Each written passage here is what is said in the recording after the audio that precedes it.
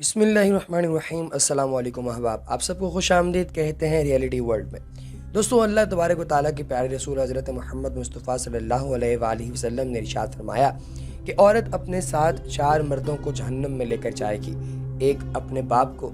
اپنے بھائی کو، اپنے بیٹے کو اور اپنے شوہر کو، کیونکہ وہ لوگ ہیں جو کہ اپنی عورت کو یعنی کہ اس خاتون کو اس دنیا کے اندر بہت سارے گناہوں سے روک سکتے ہیں اپنی طاقت کے زور پر یا اپنی زبان کے زور پر، لیکن کئی دفعہ نہیں روک پاتے۔ تو آج ہم آپ کو 4 ایسے گناہوں کے بارے میں بتائیں گے جو کہ کسی عورت کو جہنم میں لے جانے کے لیے کافی ہیں۔ دوستو، ان گناہوں کے بارے میں بات کرنے سے پہلے اور جہنم کا بیان دینے سے پہلے نبی پاک علیہ الصلوۃ والسلام کی احادیث کی روشنی میں اس مسئلے کو بیان کیا جائے گا۔ اگر آپ نے ابھی تک ہمارے چینل کو سبسکرائب نہیں کیا تو ابھی ریئلٹی ورلڈ کو سبسکرائب کیجئے، بیل آئیکن پر کلک کیجئے اور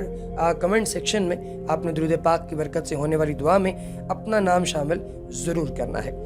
دوستو، اللہ تبارک و تعالیٰ کے پیارے رسول صلی اللہ علیہ وآلہ وسلم جب معراج شریف پر گئے تو آپ نے دیکھا کہ جہنم میں سب سے زیادہ عورتیں ہیں۔ آپ نے فرمایا کہ وہ عورت جو کہ اپنے خاوند کے علاوہ کسی اور شخص کے لیے بناؤ سنکھار کرتی ہے، جو کہ معاشرے کے اندر فحشہ کے طور پہ جو ہے وہ جانی جاتی ہے، یعنی کہ جو جسم فروشی کرے، یا وہ عورت جو کہ زنا کرے، یا وہ شادی شدہ ہونے کے باوجود کسی دوسرے غیر مرد سے اپنے تعلقات قائم کرے، اس طرح کی جو عورتیں ہوتی ہیں یہ والی عورتیں جہنمی ہوتی ہیں۔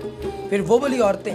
جو کہ ایسی ہوں جو کہ اپنے شوہر کی نافرمانی کرتی ہوں، یعنی کہ شوہر جو بھی انہیں بات کہے وہ اسے ماننے کے بجائے آگے سے کوئی نہ کوئی جرا شروع کر دیں، آگے سے کوئی نہ کوئی اور بات، الٹی بات شروع کر دیں، اپنے شوہر کی بات نہ مانیں، نہ سنیں، اس کو کوئی توجہ نہ دیں، کوئی غور نہ کریں اس کی بات کے اوپر۔ تو اس طرح کی جو عورتیں ہوتی ہیں ان عورتوں کو بھی جہنمی عورتیں کہا گیا ہے۔ اسی طریقے سے وہ والی عورتیں جو کہ اللہ تبارک و تعالیٰ کے احکامات کی پیروی نہیں کرتی، یعنی جو شرک کرتی ہیں، جو کہ سرکار کے بتائے ہوئے اصولوں کے مطابق زندگی نہیں گزارتی، وہ عورتیں جو کہ کسی بھی طرح سے دین اسلام سے روگردانی کرتی ہیں یا مرتد ہو جاتی ہیں، وہ عورتیں بھی جہنمی عورتیں ہیں۔ پھر وہ والی عورتیں جو کہ بناؤ سنگھار کر کے غیر مردوں کو اپنی جانب اٹریکٹ کرنے کی کوشش کریں، وہ کسی بھی ایسی مجلس میں، کسی ایسی محفل میں بیٹھیں جہاں پر غیر مرد ہوں اور وہاں پر بناؤ سنگھار کر کے انہیں اپنی طرف مائل کرنے کی ذہنیت سے وہاں پر جا کر بیٹھ جائیں۔ اس طرح کی جو عورتیں ہیں وہ عورتیں بھی جو ہیں وہ کسی بھی طریقے سے جو ہے وہ اس دنیا کے اندر جو ہے وہ جیسی بھی زندگی گزار لیں، بروز قیامت ان کے ساتھ کوئی اتنا خاص عمل جو ہے وہ نہیں ہونے والا۔ دوستو، اللہ تبارک و تعالیٰ کے پیارے رسول صلی اللہ علیہ وآلہ وسلم پر قرآن پاک نازل ہوا تو اللہ پاک کی ذات نے سورہ تحریم کے اندر آیت مبارکہ ارشاد فرمائی، اے ایمان والو،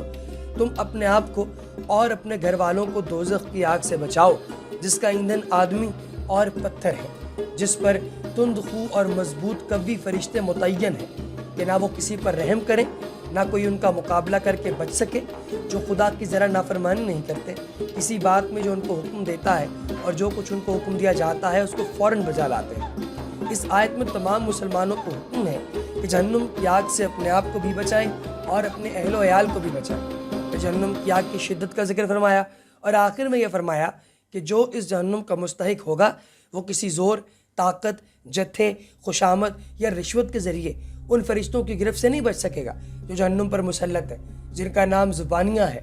لفظ اہلیکم میں اہل و عیال سب داخل ہوتے ہیں، جن میں میاں، بیوی، اولاد، غلام، باندیاں سب لوگ ہوتے ہیں، اور بعید نہیں کہ ہمہ وقتی نوکر چاکر بھی غلام باندیوں کے حکم میں ہوں گے۔ اہل و عیال کو جہنم سے بچایا کیسے جائے؟ سوال تو یہ ہے۔ دوستو، ایک روایت میں ہے کہ جب یہ آیت نازل ہوئی تو حضرت عمر بن خطاب رضی اللہ تعالیٰ عنہ نے عرض کیا، یا رسول اللہ، اپنے آپ کو جہنم سے بچانے کی فکر تو سمجھ میں آ گئی کہ ہم گناہوں سے بچیں اور احکام الہی کی پابندی کریں، مگر اہل و عیال کو ہم کس طرح جہنم سے بچائیں؟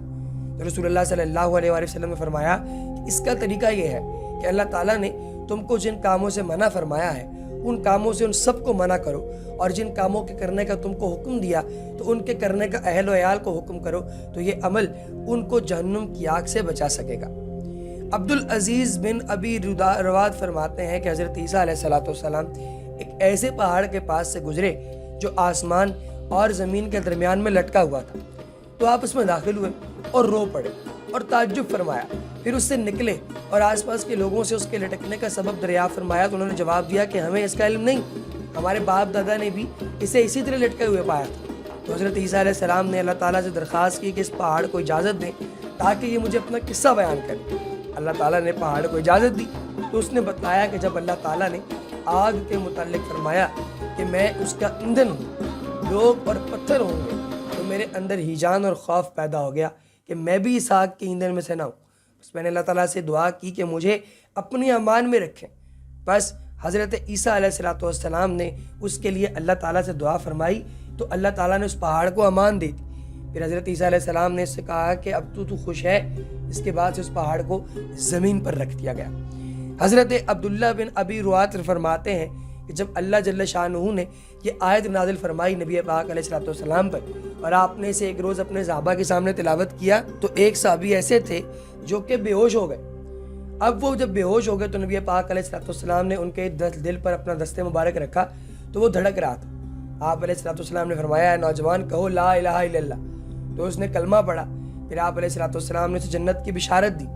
خوف جہنم کے متعلق آیات قرآنی جو ہیں اگر ان کی بات کی جائے تو سورہ البقرہ کے اندر اللہ تعالیٰ کی ذات ارشاد فرماتی ہے بچو اس آگ سے جس کا ایندھن آدمی اور پتھر ہے، وہ تیار رکھی ہوئی ہے کافروں کے لیے۔ دوستو اسی طریقے سے اللہ تعالیٰ کی ذات ارشاد فرماتی ہے اور اس آگ سے بچو جو دراصل کافروں کے لیے تیار کی گئی ہے۔ پھر فرمایا کہ اور میں تم کو ایک بھڑکتی ہوئی آگ سے ڈرا چکا ہوں۔ پھر یہ ان کے لیے ہے، ان کے اوپر سے بھی آگ کے شعلے ہوں گے اور ان کے نیچے سے بھی آگ کے محیط شعلے ہوں گے۔ یہ وہی عذاب ہے جس سے اللہ اپنے بندوں کو ڈراتا ہے۔ اور پھر اللہ تعالیٰ سورہ مدثر میں فرماتا ہے کہ اور دوزخ کا حال بیان کرنا صرف آدمیوں کی نصیحت کے لیے ہے تاکہ وہاں کے عذاب کو سن کر ڈریں۔ بل تحقیق قسم ہے چاند کی اور رات